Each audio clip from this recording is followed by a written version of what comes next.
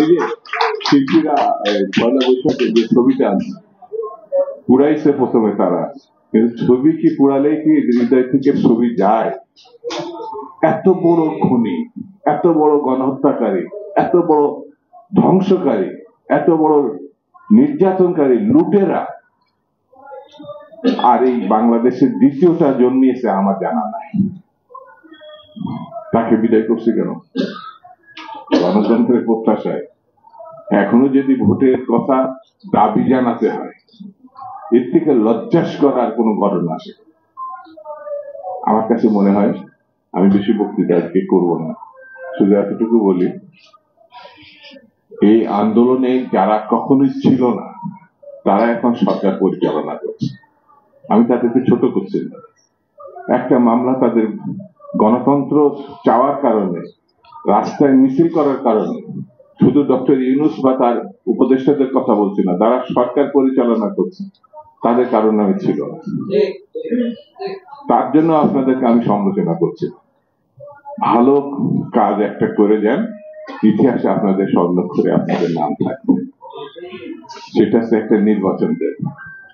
বিএনপিকে জিতানোর জন্য না, আমি বিএনপি করে বলে বলছি না, বিএনপি ছাড়া আর কোন দ্বিতীয় দল নেই বাংলাদেশ পরিচালনা, কোন দল নেই। কারণ এই বিএনপি গণতন্ত্রের জন্য আন্দোলন করেছে, যত ত্যাগ স্বীকার করেছে, যত নির্মমতার মুখোমুখি হয়েছে, নির্যাতনের মুখোমুখি হয়েছে। আমি অন্যদেরকে ছোট করছি না। মানুষ বিএনপিকে পছন্দ করে, মানুষ বেগম জিয়াকে পছন্দ করে, মানুষ তারেক সাহেবকে পছন্দ করে।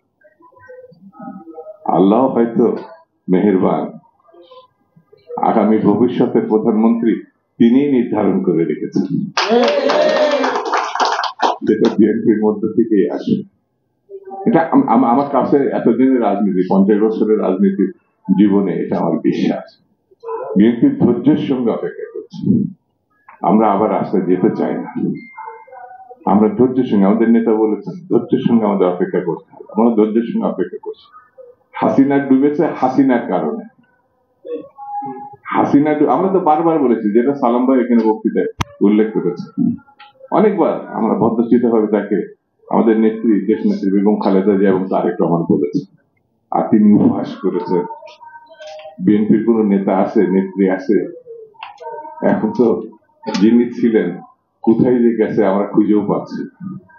সেই জন্য এই সরকারকে বলবো, সামগ্রিক ইতিহাস বিশ্লেষণ করে আপনি যত তাড়াতাড়ি নির্বাচন দিবেন, সরকারেরও মান সম্মান থাকবে, দেশেরও মান সম্মান থাকবে, দেশের বিশৃঙ্খলা হাত থেকে বাংলাদেশের রক্ষা পাবে।